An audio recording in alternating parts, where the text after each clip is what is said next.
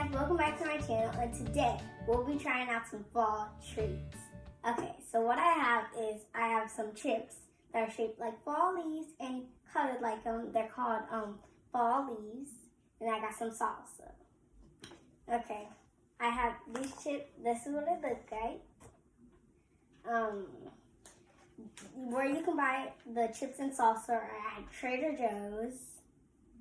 And then, so let's get trying. I got some. This is what it look like.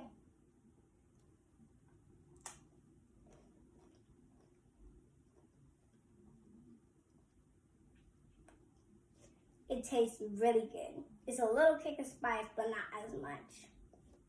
In the salsa, I believe it has some vegetables in it. It's a bit sweet and a little kick of spice.